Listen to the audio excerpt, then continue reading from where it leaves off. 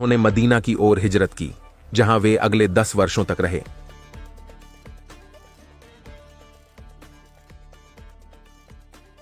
मार्च 624 में पैगंबर मोहम्मद ने बद्र में मक्का के कुरैश व्यापारियों को सफलतापूर्वक लूटा। 320 मुसलमानों ने 1000 कुरैशियों को हराया। मुसलमानों ने इस जीत को इतना चमत्कारी माना कि उन्हें विश्वास हुआ कि इसमें अल्लाह की खास मदद शामिल थी। बद्र की छापामारी से उन्होंने बहुत शक्ति और संपत्ति प्राप्त की। इससे उन्हें उन दुश्मनों को खत्म करने का आत्मविश्वास मिला जिन्होंने उनकी आलोचना में कविताएं लिखी थीं। पहला शिकार अल नद्र बिन अल हारिस है। जब पैगंबर मोहम्मद अभी भी मक्का में रहते थे, वे मक्का वासियों को अल्लाह की ओर बुलाते थे, कुरान का उद्धरण देते थे और उन्हें उनके पैगंबरों का मजाक उड़ाने पर खुदा की सजा की चेतावनी देते थे। कहा, मुझे सच में लगता है कि तुम या मूसा जादू के प्रभाव में हो। अल नद्र बिन अल हारिथ फिर उनका पीछा करते हुए फौरस के नायकों और राजाओं के बारे में बात करते हुए कहते, खुदा की कसम, मोहम्मद मुझसे बेहतर कहानी नहीं सुना सकते और उनकी बातें केवल पुराने किस्से हैं जिन्हें उन्होंने भी उसी तरह नकल किया है जैसे मैंने किया है। अल नदर प्राचीन कथाओं और अरबों के अस्पष्ट इतिहासों का उल्लेख करता है। साथ ही संभवतः बाइबल की कहानियां भी, जैसे कि नूह, अब्राहम, मूसा और यीशु, जिन्हें पैगंबर मोहम्मद ने साझा किया, हालांकि अपने विकृत रूपों में। बाकी दिनों में अल नदर मोहम्मद की बात को बीच में ही रोक देता, जब तक कि पैगंबर उसे चुप नहीं करा देते। उसकी बात मत सुनो दोस्तों, उसने जो कुछ भी कहा वह गलत है। मैं आपको अब्राहम की सच्ची कहानियां बताता हूं। मेरी तकरीर के बीच में टोकने की तुम्हारी हिम्मत कैसे हुई? तुम्हें जरा भी तहजीब नहीं है, गंदे इंसान। तुम लोगों को ये अपनी बारी का इंतजार नहीं कर सकते क्या? हमेशा मेरे साथ ऐसा क्यों करते हो? अल नजर की हरकतों के जवाब में अल्लाह ने मोहम्मद पर उसके बारे में या मक्का के दूसरे मजाक उड़ाने वालों के बारे में कुछ आयतें उतारी। यह बात इब्न अब्बास के बयान के अनुसार मानी जाती है, जो मोहम्मद के चचेरे भाई थे और परंपराओं के एक भरोसेमंद रिवायत करने वाले माने जाते हैं। कहिए पैगंबर, इसे उसी ने उतारा है जो आसमानों और जमीन के हर भेद को जानता है। वही सबसे ज्यादा माफ करने वाला और रहम करने वाला है। जब भी हमारी आयतें उन्हें सुनाई जाती हैं तो वे कहते हैं, ये तो पुराने किस्से कहानियां हैं। लेकिन जान लो, दरअसल उनके दिल उन बुराइयों की वजह से जंग खा गए हैं जो वे करते रहे हैं। निस्संदेह उस दिन वे अपने रब से पूरी तरह काट दिए जाएंगे। फिर उन्हें यकीनन जहन्नम में झोंक दिया जाएगा और उनसे कहा जाएगा, यही है जिसे तुम झुठलाया करते थे। पैगंबर मोहम्मद ने अपने आलोचकों को सूर्य अल मुतफ्फिफीन से धमकी दी, कहते हुए, उनके लिए एक कठोर अनंत भविष्य होगा जो उपहास करते हैं। उनका बदला जल्द ही आया। यह अल नजर की बदकिस्मती थी कि वह उस मैक्कन सेना में शामिल हो गया जो अपने कारवां की रक्षा के लिए उत्तर की ओर जा रही थी, जिसे पैगंबर मोहम्मद ने 624 ईस्वी में बद्र के छापे में हमला किया। कहानी सुनाने वाले मूर्ति पूजक को पकड़ लिया गया।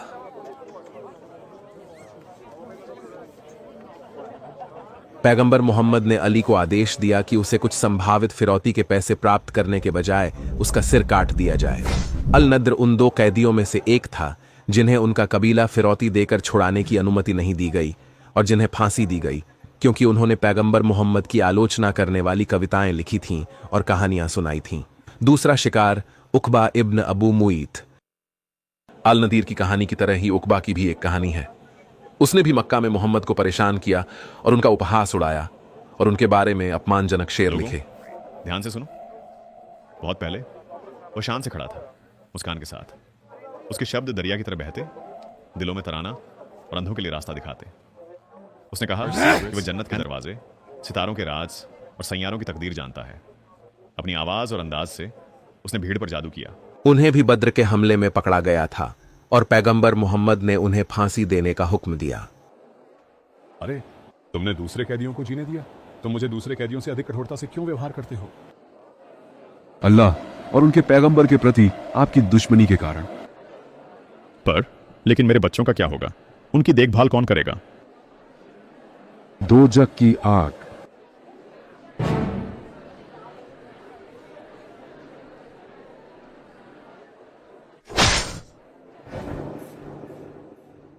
तीसरे पीड़ित एक आंख वाले बेडोइन चरवाहे। कुछ मुस्लिम मिशनरियों पर किए हमले का बदला लेने के लिए पैगंबर मोहम्मद ने अम्र इब्न उम्मयाह और एक साथी को मक्का के नेता अब्बू सुफियान की हत्या के लिए भेजा। अबू सुफियान मक्का में रहता है। पैगंबर मोहम्मद उसे मरवा देना चाहते थे। इंशाअल्लाह मैं उसे खत्म कर दूंगा। यह है मक्का के सबसे प्रमुख नेता अब्बू सुफियान।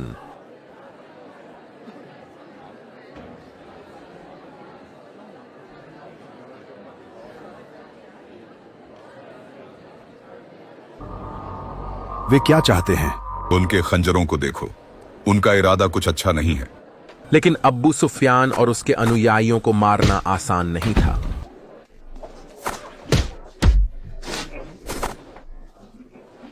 उमय्याह अपनी कोशिश में नाकाम रहा और पीछा करने वालों से बचते हुए भागने को मजबूर हो वे गए। बहुत ताकतवर हैं, मुझे अब भागना होगा।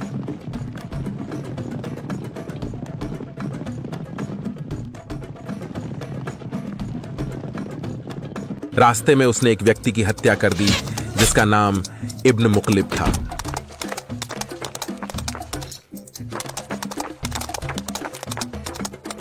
अंत में वह एक गुफा में छिप गया।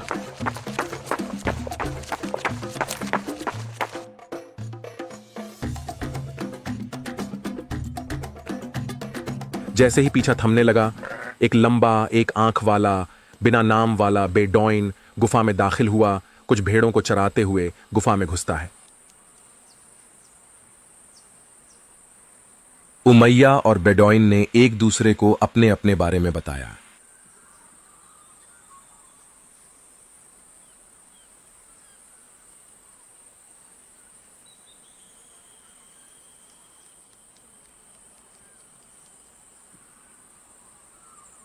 बैठने के बाद चरवाहे ने मुसलमानों और इस्लाम के खिलाफ एक सरल 2 पंक्ति गीत गाया।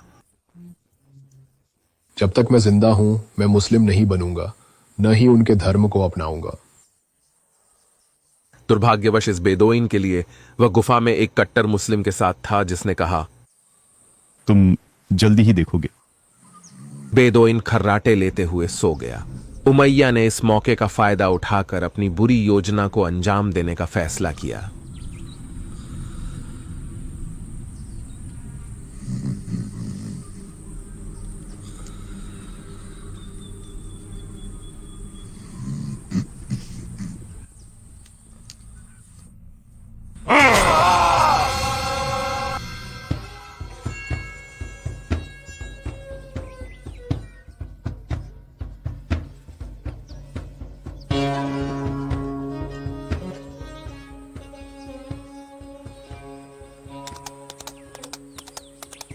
उमैया ने जो किया वो बताता है। मैं उसके पास गया और उसे सबसे डरावने तरीके से मार डाला, जैसा कभी किसी को नहीं मारा गया। मैंने उस पर झुककर अपनी धनुष की छोर को उसकी अच्छी आंख में घुसेड़ दिया और उसे इस तरह से नीचे की ओर धकेला कि वह उसकी गर्दन के पिछले हिस्से से बाहर निकल आया। वह भागते हुए पैगंबर के पास आया और उसने जो किया वो बताया। अब्बू सुफियान अपने आदमियों से घिरा था, इसलिए मैं अपनी योजना को आगे नहीं बढ़ा सका। लौटते हुए एक बेडौइन चरवाहे ने आपका अपमान किया तो मुझे उसे खत्म करना पड़ा। बहुत खूब, मैं तुम्हारे लिए दुआ करता हूं। पैगंबर ने इब्न उमैया को अब्बू सुफियान पर हमले की योजना से कोई संबंध न रखने वाले व्यक्ति की हत्या करने के लिए न तो डांटा और न ही सजा दी। इस गरीब चरवाहे का एकमात्र गुनाह था इस्लाम के खिलाफ एक छोटी सी 2 लफ्जों की गजल बनाना था, इसलिए उसे पैगंबर की मंशा से मार दिया गया। चौथा शिकार, अब्बू अफाक। अब्बू अफाक एक वृद्ध यहूदी व्यक्ति थे जिनकी आयु 120 वर्ष बताई जाती थी और वह बनु उबैदा कबीले के सदस्य थे। वह एक कवि थे और इस्लाम धर्म अपनाने या मोहम्मद को एक वैध पैगंबर मानने से इनकार करते थे। मोहम्मद एक सच्चे पैगंबर नहीं है। उन्होंने हिंसा का इस्तेमाल किया ताकि उनके विरोधियों की आवाज को दबाया जा सके। उदाहरण के लिए उन्होंने अपने लोगों को अल हरीत इब्न सुवैद इब्न सामित की हत्या का आदेश दिया क्योंकि उन्होंने उनकी आलोचना करने का साहस किया। उसने पैगंबर मोहम्मद के बारे में एक अपमानजनक कविता लिखी। फिर उन्होंने इसे सार्वजनिक रूप से पढ़ा। बहुत अरसे से मैं जी रहा हूं मगर कभी नहीं देखा ऐसी कोई तहरीक या लोग जो अपनी समझ और हमदर्दों के प्रति इतने वफादार हों जैसे कैलाह के बेटे जब इकट्ठे हुए थे। वो मर्द जिन्होंने पहाड़ों को उखाड़ फेंका और कभी न झुके। एक सवार उनके पास आया, उन्हें 2 हिस्सों में बांटते हुए कहा, यह हराम है, यह हलाल है, तमाम तरह की चीजों के बारे में। अगर तुम शोहरत या रिश्तेदारी पर यकीन करते तो तुम तुब्बा का पालन करते। जैसा पहले से ही पेशगोई की गई थी, पैगंबर मोहम्मद अब्बू अफाक की कविता से खुश नहीं थे। उसने अब्बू अफाक को मारने का फैसला किया। इस दुष्ट को मेरे लिए कौन सजा देगा? सलीम इब्न उमैर ने अबू अफाक का काम तमाम करने पर सहमति दी। उस रात इब्न उमैर ने आगे बढ़कर अबू अफक को खत्म कर दिया। एक दिन बाद एक मुसलमान ने जवाब में एक कविता लिखी। एक हनीफ ने रात में तुम पर वार किया, कहते हुए, ले अब्बू अफाक तुम्हारी उम्र के बावजूद। पैगंबर मोहम्मद ने अबू अफाक को उसकी कविता के कारण मार डाला। इससे हमें साफ पता चलता है कि इस्लाम हिंसा और बदला लेने वाला धर्म है। 5वीं पीड़िता असमा बिन्त मरवान। आसमा बिन्त मरवान एक शायरा थीं जो मदीना के बनु औस कबीले से ताल्लुक रखती थीं। उन्होंने इस्लाम से अपनी नफरत को छुपाया नहीं, खासकर जब उन्हें यह मालूम हुआ कि पैगंबर मोहम्मद ने अब्बू आफक के साथ क्या किया। उसने एक कविता रची जिसमें उसने मदीना के लोगों को दोषी ठहराया कि वे प्रॉफिट मोहम्मद जैसे अजनबी की आज्ञा का पालन कर रहे हैं और उस पर अचानक हमला करने की पहल नहीं कर रहे हैं। मैं बनु मलिक अल नबित औफ और खजरज के मर्दों से नफरत करती हूँ। तुम एक अजनबी की बात मानते हो जो तुम्हारे दरमियान का नहीं है, जो मुराद या मदीहिज का नहीं है। क्या तुम उससे अच्छाई की उम्मीद करते हो जब तुम्हारे सरदारों का कत्ल हो चुका हो? जैसे कोई भूखा आदमी जब खाना पक रहा हो तो भोजन के इंतजार में बैठा हो। क्या कोई गर्वीला मर्द नहीं है जो उस पर अचानक हमला करके उन लोगों की उम्मीदों को खत्म कर दे जो उससे कुछ उम्मीद रखते हैं? जब पैगंबर मोहम्मद ने सुना कि उसने क्या कहा है तो उन्होंने अपने अनुयायियों से पूछा, कौन मुझे मरवान की बेटी से छुटकारा दिलाएगा? उमैरी बिन अबी अल चातमी ने यह काम अपनी इच्छा से करने का फैसला लिया। उसने उस रात अस्मा के घर में दबे पांव प्रवेश किया।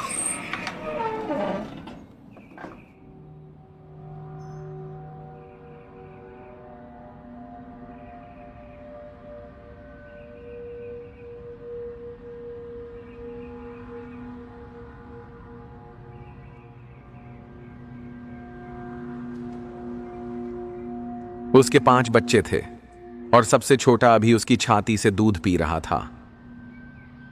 हत्या करने वाले ने धीरे से बच्चे को हटा दिया।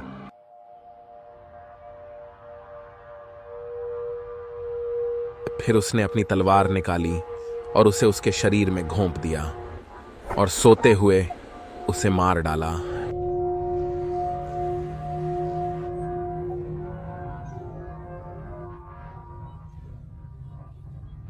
छठा शिकार काब इब्न अल अशरफ। काब इब्न अल अशरफ मदीना में यहूदी कबीले बनु अन नद्र का सरदार था। उसे बद्र की लूट में मुस्लिम जीत के बारे में सुना और वह घृणा से भर गया। मोहम्मद अभी मदीना में नए थे, लेकिन उन्होंने हमारे बीच इतनी खलफत और तख्लीक पैदा कर दी थी। काब के पास शायरी का खास हुनर था। बद्र की लूट के बाद वह अपने दोस्तों की हालत जानने के लिए मक्का गए। वह बद्र के करीब रुका क्योंकि यह मक्का जाने वाले अहम व्यापारिक रास्ते के पास था जहां उसने उस घटना के बाद की स्थिति देखी।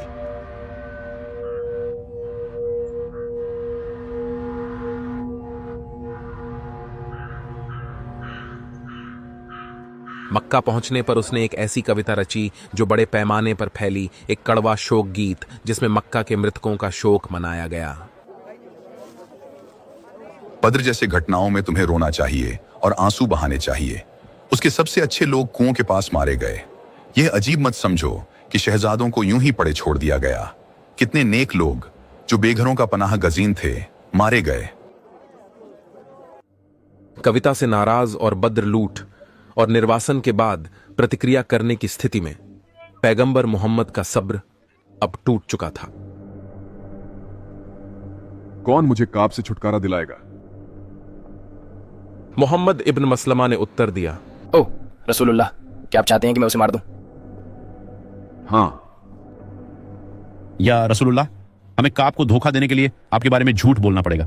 क्या आपको इससे कोई समस्या होगी? जो तुम चाहो कहो, इस मामले में तुम पर कोई गुनाह नहीं है। उसके बाद मुसलमानों ने काब को रात में बाहर आने के लिए धोखा दिया। फिर उन्होंने उसे मार डाला और सिर काट दिया। उन्होंने उसका सिर पैगंबर मोहम्मद को दिखाया ताकि यह साबित हो सके कि मिशन पूरा हो गया है। अगले शिकार अब्दुल्लाह इब्न खत्ल और उसकी 2 गाने वाली लड़कियां फरताना और कुरैबा हैं। जनवरी 630 ईस्वी में पैगंबर मोहम्मद ने मक्का को फतह किया। वह 10,000 सैनिकों के साथ मक्का में दाखिल हुए। उनके पास खत्म करने के लिए मक्का निवासियों की एक सूची थी। इनमें से एक अब्दुल्लाह इब्न खत्ल था। यही वजह थी पैगंबर मोहम्मद के इस फैसले के पीछे। मैं मक्का से हूं और देवी अल उज्जा की पूजा करता था। मेरा मूल नाम अब्द अल उज्जा इब्न खताल था। हालांकि बाद में मैंने इस्लाम कबूल कर लिया, अपना नाम बदलकर अब्दुल्लाह इब्न खताल कर लिया और मदीना चला गया।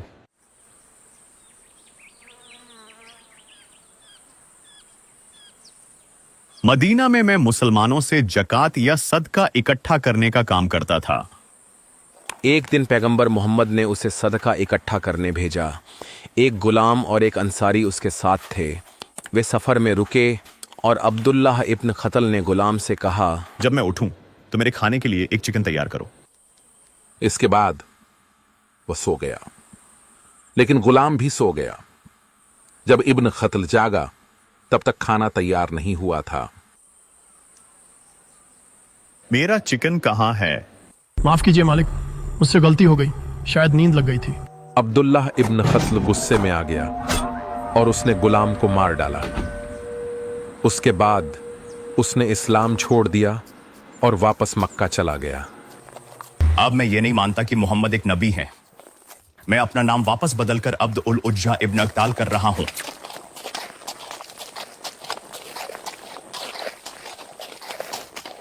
मक्का की फतह के दौरान पैगंबर मोहम्मद ने हुक्म दिया कि इब्न खतल का कत्ल कर दिया जाए, चाहे वह काबा के पर्दे से चिपककर पनाह मांग रहा हो। उसे इसलिए मारा गया क्योंकि उसने इस्लाम छोड़ दिया था, न कि इसलिए कि उसने अपने गुलाम का कत्ल किया था।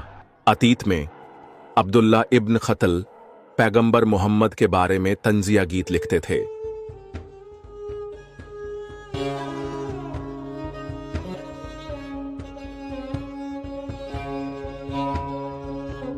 मेरे गीतों की मश्क करो, फरजाना और हुरैबा।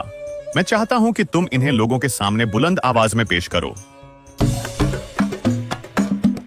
वह दावा ए नबूवत करे पर है गुंडा सा हाल। मुरीदों को सिखाए मारो ठोको बेमिसाल, मारो ठोको यही है उसका नबी तौर तरीक। न किया तो भाई ईमान होगा रफू चक्कर फीक। शमशीरें लहराए न परवाह दिल में जरा, जाली आयतों से भड़काए लड़े हर एक से यारा। जो न माने उसकी छेड़े वह जंग ए शदीद, नरम लफ्ज सख्त झूठ छिपाए दिल का ज़हीर। लड़कियों ने अपनी गानों से पैगंबर को परेशान करने का अच्छा काम किया। मक्का की फतह के दौरान पैगंबर मोहम्मद ने दोनों लड़कियों का कत्ल करने का आदेश दिया।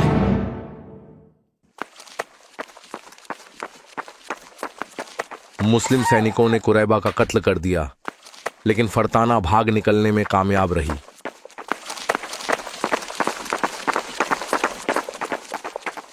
अब्दुल्ला इब्न साद इब्न अबी अलसरा तो मौत से बस बाल बाल बचे। मक्का की फतह के दौरान पैगंबर मोहम्मद ने आदेश दिया कि अब्दुल्ला इब्न साद इब्न अबी अलसरा को तलाश करके कत्ल किया जाए। यही था उस फैसले के पीछे का कारण। मैं मक्का से हूं, मैंने इस्लाम कबूल कर लिया और अपने पैगंबर के करीब रहने के लिए मदीना चला आया। मदीना में पैगंबर मोहम्मद ने अब्दुल्ला इब्न साद को अपना लेखक मुकर्रर किया, जो उन पर नाजिल होने वाली कुरानी आयतों को लिखता था। इब्न साद को जल्दी ही एहसास हुआ कि वह अल्लाह के कलाम में तब्दीली कर सकता है। मिसाल के तौर पर जब पैगंबर मोहम्मद सूरह अल मुमिनून की आयत 14 बयान करते फिर हमने नुत्फे को जमे हुए खून की बूंद में तब्दील किया, फिर उस खून से लोथड़ा बनाया, फिर उस लोथड़े से हड्डियां बनाई और हड्डियों पर गोश्त चढ़ाया, फिर हमने उसे एक और मखलूक की शक्ल दी। उसके बाद पैगंबर रुक गए क्योंकि आयत पूरी हो चुकी थी। लेकिन फिर इब्न साद ने जोड़ा, तबारक है अल्लाह जो है सर्वश्रेष्ठ रचनाकार। लिखो इसे, लिख लो। हाँ, इसी अंदाज में यह मुझ पर नाजिल हुआ था। ये काफी परेशान करने वाला है क्योंकि मैंने बस शब्दों को खुद से बनाया, लेकिन पैगंबर मोहम्मद ने दावा किया कि ये शब्द अल्लाह से आए थे। यह जानकारी अल सीरत अल हलबियाह खंड 3 पृष्ठ 90 से ली गई है। जब उन्होंने लिखा, हमने इंसान को मिट्टी के अर्क से बनाया, जबकि उन्होंने कहा हमने इसे एक नई तखलीक के तौर पर वजूद में लाया, इब्न सरह ने कहा, तो बड़ा मुबारक है अल्लाह जो सबसे बेहतरीन सर्जनहार है, जबकि पैगंबर अल्लाह ने अभी तक यह लफ्ज नहीं बोले थे। पैगंबर अल्लाह ने इब्न सरह से कहा, जो तुमने अभी कहा वही कुरान में लिख लो, यही मुझ पर नाजिल हुआ था। तो याद रखना, जब आप सूरह अल मुमिनून की आयत 14 पढ़ें तो आखिरी जुमला, तो बड़ा मुबारक है अल्लाह जो सबसे बेहतरीन सर्जनहार है, वो मैंने बनाया था। तो क्या मैं अब एक नबी हूं? दूसरे मौकों पर मैंने जानबूझकर कुरान में तब्दीलियां की, ये देखने के लिए कि क्या पैगंबर गौर करेंगे। जब उन्होंने कहा सब कुछ सुनने वाला और देखने वाला, तो मैंने लिखा सब जानने वाला और हिकमत वाला। जब उन्होंने कहा मामलों का फैसला करने वाला, तो मैंने लिखा माफ करने वाला और रहमत वाला। पैगंबर मोहम्मद या तो इन तब्दीलियों को समझ नहीं पाए या उन्होंने इन्हें मंजूर कर लिया क्योंकि उन्होंने इन्हें कोई अहमियत नहीं दी। यही बात इब्न साद को बेचैन कर गई क्योंकि एक मामूली लिखने वाला अल्लाह के कलाम में इतनी आसानी से तब्दीली नहीं कर सकता। ये बात उसे परेशान करने लगी। इन तब्दीलियों से यह सवाल उठता है कि क्या पैगंबर वाकई समझते हैं जो वो कह रहे हैं, क्योंकि मैं आसानी से बिना चुनौती के उनके अल्फाज बदल देता हूं। यह जानकारी अल सिराह अल हलाबिया खंड 3 पृष्ठ 90 से ली गई है। पैगंबर अल्लाह ने इब्न सरह के कत्ल का हुक्म दिया क्योंकि वो फतह मक्का से पहले इस्लाम लाया था और कुरान को लिखने वाला एक व्यक्ति था। जब पैगंबर ने कहा सुनने और देखने वाला, तो इब्न सरह ने लिखा जानने और हिकमत वाला।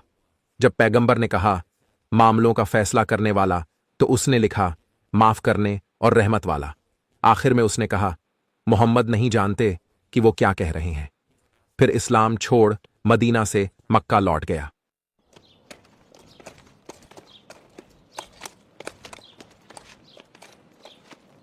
मैं आपको बता रहा हूं, अगर वो नबी है तो मैं भी हूं। हाँ हाँ हाँ। इब्न साद के रजाई भाई उस्मान बिन अफ़्फ़ान थे जो पैगंबर मोहम्मद के साथियों में से एक थे। उस्मान बिन अफ़्फ़ान ने पैगंबर से इब्न साद को माफ करने की गुजारिश की। वह पहले ही इस्लाम में वापस आ गया है, या रसूलुल्लाह कृपया उसे माफ कर दें। पैगंबर ने तौबा करने वाले धर्मत्यागी को अभयदान देने से पहले लंबे समय तक प्रतीक्षा की। हाँ, मैं इब्न साद को माफ करता हूं। बहुत बहुत धन्यवाद ए रसूल अल्लाह।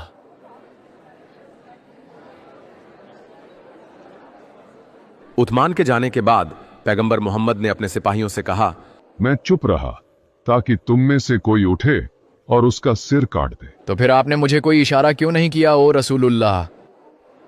एक नबी इशारे से कत्ल नहीं करता।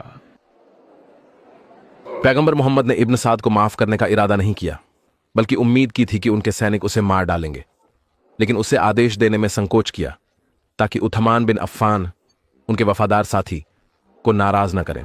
यह घटना नबी मोहम्मद की अधर्मियों के प्रति रुख को प्रकट करती है।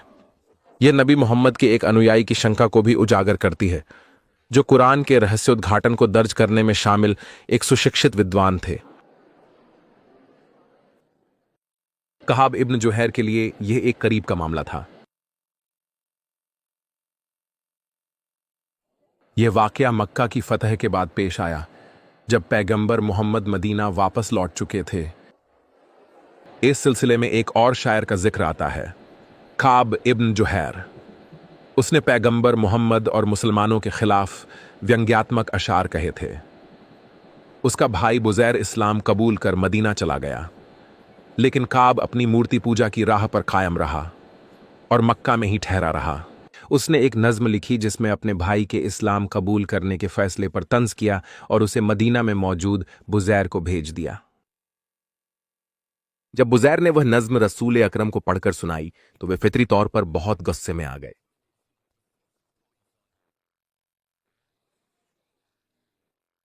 कहाब इब्न जुहैर को जहां कहीं भी पाओ कत्ल कर दो, अब से उसका खून बहाना जायज है। बुजैर ने काब को खत लिखकर बताया कि मक्का की फतह के दौरान रसूलुल्लाह ने कई तंजिया शायरों का कत्ल करवा दिया था, मगर मैंने आपको यकीन दिलाया था कि अगर आप तौबा करके इस्लाम कबूल कर लें तो नबी ए अकरम माफ करने को तैयार हैं। बुजैर ने जुहैर को बताया कि बाकी शायर चारों तरफ भाग चुके हैं। अगर आपको अपनी जिंदगी अजीज है तो जल्दी से रसूलुल्लाह के पास आ जाइए, क्योंकि वह तौबा करने वाले को नहीं मारते, और अगर ऐसा नहीं करना चाहते तो कोई महफूज जगह तलाश लीजिए। हालांकि जुहैर ने एक नज्म के जरिए जवाब दिया जिसमें कहा, हमारे बाप दादाओं ने कभी इस्लाम को अहमियत नहीं दी, तो मैं अपना धर्म क्यों बदलूं? उसके भाई ने अपनी ही एक नज्म के जरिए चेतावनी दी, अगर तुम तौबा नहीं करोगे तो कयामत के दिन तुम्हारा हिसाब होगा। पत्र मिलने के बाद काब को बेचैनी महसूस हुई। वह यह तय नहीं कर पा रहा था कि छिपकर मूर्ति पूजा पर कायम रहे या इस्लाम कबूल करके रसूलुल्लाह से माफी मांग ले। मोहम्मद इस वक्त बहुत ताकतवर हैं। अगर मैंने इस्लाम कबूल नहीं किया तो वह जरूर मेरी जान ले लेंगे। तो कुछ ही समय बाद वह मदीना गए ताकि इस्लाम कबूल करके सुरक्षा की गुजारिश कर सकें। वह पैगंबर मोहम्मद के पास मस्जिद में आए। पैगंबर उन्हें व्यक्तिगत रूप से नहीं पहचानते थे। उन्होंने पैगंबर के सामने घुटने टेक कर कहा, काब इब्न जुहैर ने तौबा की है और वह आपके पास मुसलमान होकर आना चाहता है। अगर मैं उसे आपके पास लाऊं तो क्या आप उसकी तौबा कबूल करेंगे और उसे माफ करेंगे? पैगंबर मोहम्मद ने अपनी सोच व्यक्त करते हुए कहा, हाँ। ला इलाहा इल्लल्लाहु मुहम्मदुर रसूलुल्लाह। मैं गवाही देता हूं कि अल्लाह के सिवा कोई ईश्वर नहीं है और मोहम्मद अल्लाह के रसूल हैं। तुम कौन हो? मैं काब इब्न जुहैर हूं, हे रसूलुल्लाह।